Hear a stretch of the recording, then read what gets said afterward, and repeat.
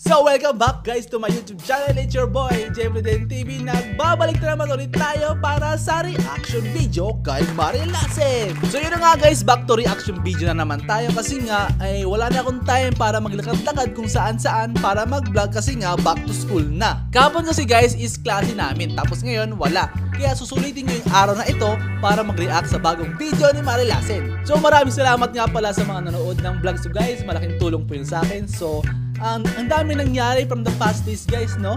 Nakita natin si TG Monterde at saka si Manny Pacquiao, kaya hindi ko makakalimutan yung pangyayari na yun. So balik tayo guys, so magre-react tayo sa latest vlog ni Marielasen na kung saan hakuha na naman ulit siya ng malaking lobster guys at ibinenta niya ito at malaki ang kita niya, kaya here we go. Same intro pa rin. Total is, guys, uy, ang daming pera. But at least nakuha po talaga natin yung lobster. Laki dyan guys, tingnan nyo. Yung isda. Yes. Bebenta na po natin yan. Uuwi po kami agad. That's it. Jackpot, jackpot. Salamat po Lord sa biyaya. Guys, welcome to Marielasen channel. I'm kapag malayo para siyang sawa. So guys, marami po talaga nag-request sa akin na sisisid naman ako para manghuli ng isda sa bungsod. Yes, it's been a long time. Mga since loyal the last followers. time po ako sumisid sa bungsod namin para mamana nag-request kay Marielasen. Dahil pinabuhay ko po muna talaga yung buhok ko. Namatay kasi yung buhok ko. Kakasisid ko po sa dagat. So ngayon medyo nabuhay-buhay na siya. I'm so excited to harvest the fish from the bungsod. Hopefully po guys, marami pong laman. We go guys, I'm ready. This is my wetsuit. Perfect na perfect po talaga para hindi lalamigin si Marielasen. Anyway, the size of my wetsuit is XXS. Extra small po talaga. Ganyan po kaliit si Marielasen. Tara! I'm ready. Diyan ako naliligo guys kapag pupunta kami sa bungsod. Woo! Malalim yan guys. Kala nyo lang mababaw.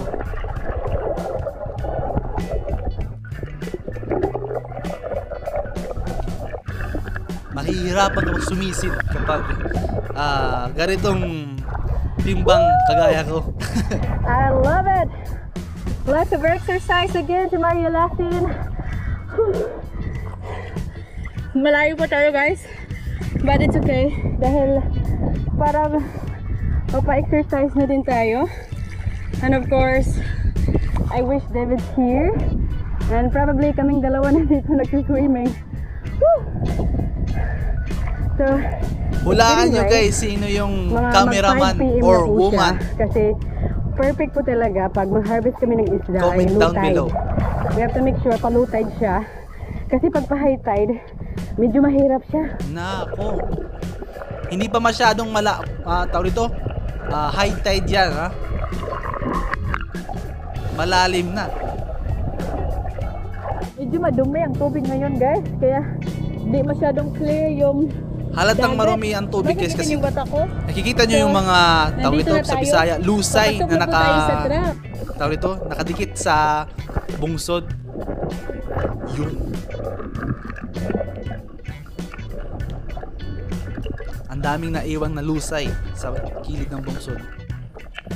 Yan nyo guys, kita nyo ang dumi talaga. Ang daming dahon guys, pero wow!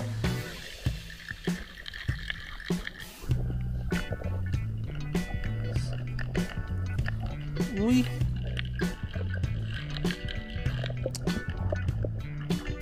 Isda yun? Isda ba yun? Di ko sana makita kasi camouflage. Di ko alam. Thank you so much Lord sa biyaya. Akala ko po talaga walang laman dahil sobrang dilim na po ng aming yit. Kailangan na po talaga linisan. The next few days ay aayusin po namin yung bungsod namin. Pero although jackpot pa rin po tayo, dahil meron po tayong lobster, may balde po tayo dito. And ito po guys, meron po tayong sapyaw para kunin po natin yung buhay na isda, hindi po natin papanain. At dito po natin ilalagay. Baka dulit yun, no? Lapu-lapu ba? Lapu-lapu. Kasi kapag lapu-lapu yung isda, mahal talaga. Mahal ang benta guys. Lalo na kapag nasa Siargao ka, bibenta mo yan ng buhay. Nako! Nasa 2K ata, 3K, hindi ko alam. Hindi ko sure. Pero mahal guys, mahal.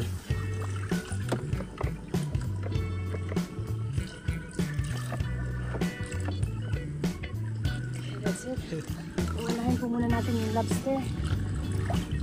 Inayos mo muna yung balde kasi kapag hindi niya inayos baka malulunod yung balde. Wala siya, kagaya niyan. Yung balde mo, Nandun na sa lura.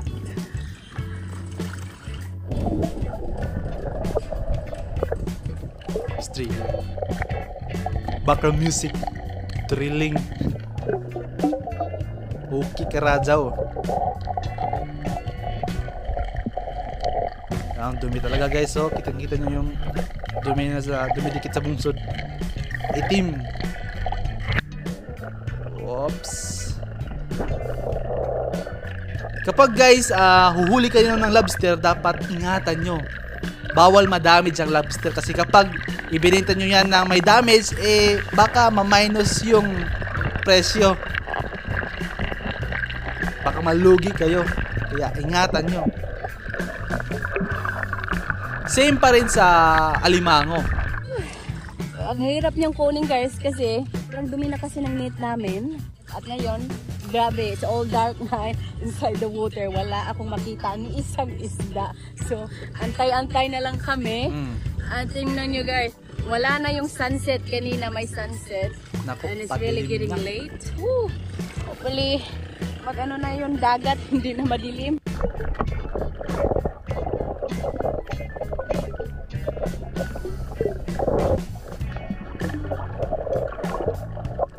Dilim na guys, oh. Pahirapan kasi nga marumi pa yung dagat. Tapos yung ito padilim na. Lumubog na yung araw. Mahirap. Gaya niyan. Kailangan mong ingatan kasi kapag na-damage yan, nako. Minus price.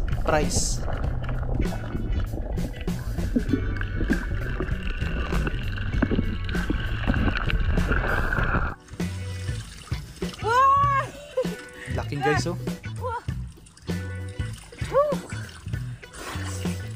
Yung bungsod ni Marilasin guys is kailangan i-repair kasi kita-kita nyo naman guys yung mga kahoy na balik na.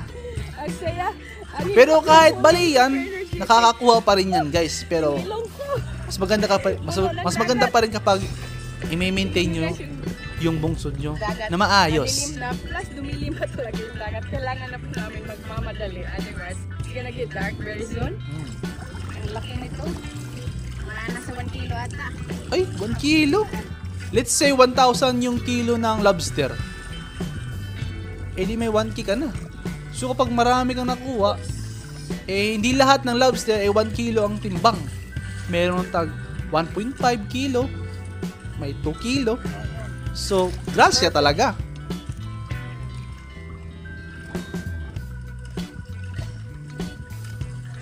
Hindi pa kasama yung isda guys, oh. Kasi kapag merong lapo-lapo, di ako sure kung ano yung nakita ko kanina. Pero kapag lapo-lapo yun, tapos hinuli mo ng buhay, grasya talaga. Malaking, ang dami mong kikitain na pera.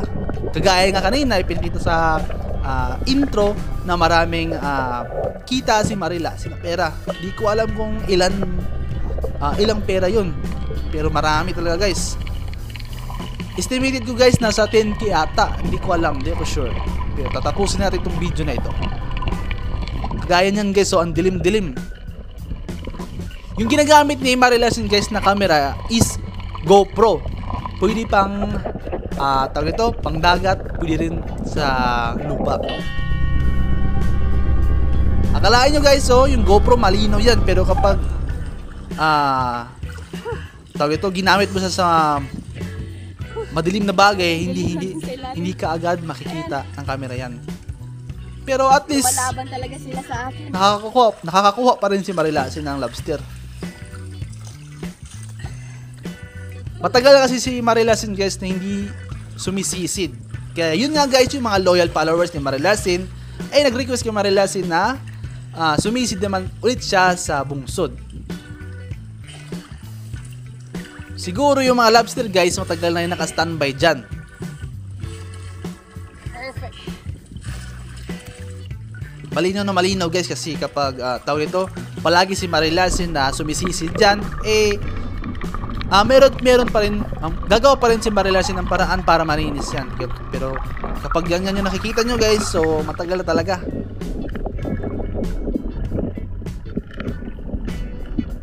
nakasiksik yung lobster guys sa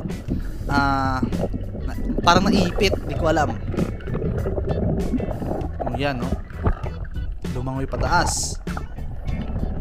Meron pang lusay. Mahirap yun guys, pero pag tiyaga lang talaga guys, makukuha mo yan. Struggling is real. Ang daming dumi sa paligid.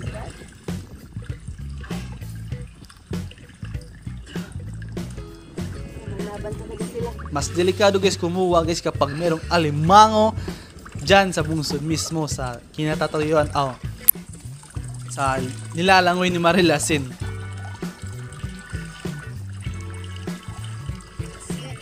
Okay. Gracia.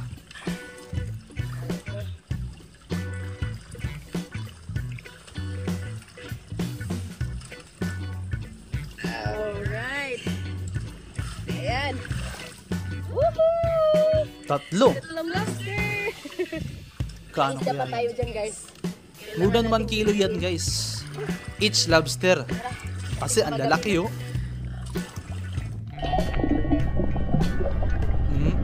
Dilim talaga guys.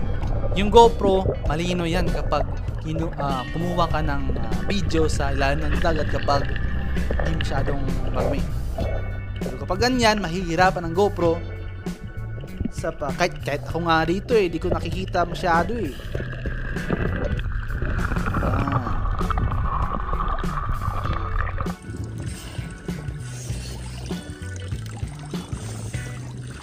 Boy! Isda? Ali. Lumabas. Malaking isda. Nakakain na ako guys ng lobster guys, kaso maliit lang. Pero masarap pa rin. Lakpat. Ayan, wow! Malaki guys. Niluto siya sa, tawag nito, sa King biyaya. margarine? Hindi siya margarine. Butter, niluto siya sa butter, margarine. Marami talagang gantong isda sa amin na area. Yung iba, Isda nakita pala. niyo maliit. Kala ko lobster. Parang ganun din siya lalaki to. Ay, Sometimes, di pag ko alam makakuha kung kami ng mga gantong lapu-lapu klase, yan. pinapalaki Hindi ako namin sure. sa fish cage. Ngayon, malaki na siya. Ready po para ibenta natin agad. Ayan, oh. Ang ganda ng kulay. Oops. Super energetic pa. Ang bigat. Ang bigat niya. Oh! Ano?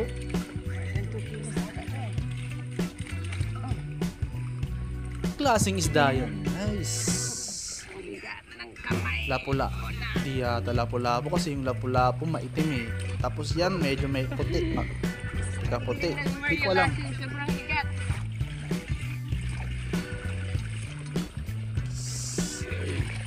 Ayan. So, grabe, ang dilim na po talaga sa under the water. Probably hindi nyo na makita kung paano ko siya harvest sa GoPro. GoPro, Radar. guys. I forgot to bring some pot, right? Anyway, let's dive again para makuha natin. At guys, gabi na po talaga. But at least nakuha po talaga natin yung lobster. At nailit na po yung isda. Yes. Boy, Benta na po natin yan. Uwi po kami agad. That's it. Jackpot, jackpot. tingnan nyo guys, Salamat kapag po, mas Lord, malayo, sa para biyaya. siyang sawa. Tatlo po agad. Kasi meron siyang pattern. Uwi na po tayo. Ang lamig. Bihis muna tayo bago po tayo mag-travel. Malamig talaga guys kasi kapag Yan. dyan mo magsa-standby, Let's kagaya ng go. ginawa I'm so ko noon excited na nakaraan, ibenta po ang yung lamig nahuli talaga. nating lobster at isda na malalaking buhay. Tara! Malamig talaga guys.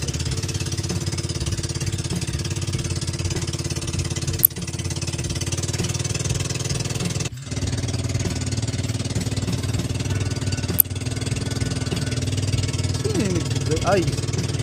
Malalaking pala. Dilim.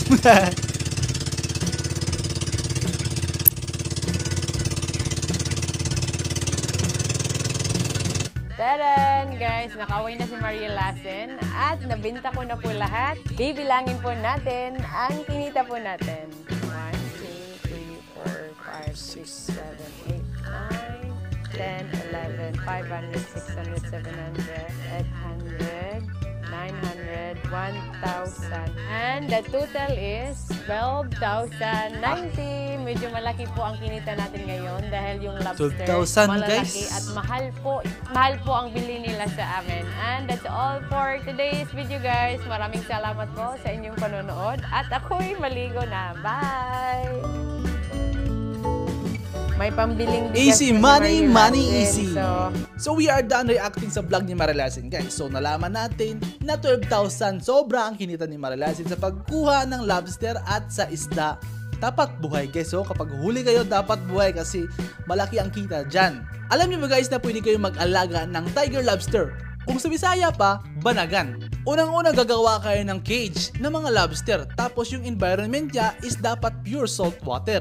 Kapag gagawa kayo ng cage ng lobster guys, malaki ang perang magagastos nyo dyan. Pero huwag kayong mag-alala dahil malaki din ang return. Sunod, bibili kayo ng fingerlings lobster. O sabihin na lang natin baby lobster. Tapos alagaan nyo within 6 to 7 months. Kapag malaki na, ibenta nyo. Tapos nasa 2 to 3,000 per kilo. By the way, disclaimer lang, hindi ako expert sa mga ganyan. Ang lahat ng sinasabi ko ay base sa mga nakita ko sa social media or sa news. So at dito na magtatapos ang video natin guys. Huwag mo naman kalimutan mag-like, subscribe, and press the bell button for more updates para lagi kayong updated sa mga bago kong video na i-upload. Kaya it's your boy, Jeffrey TV. Adios!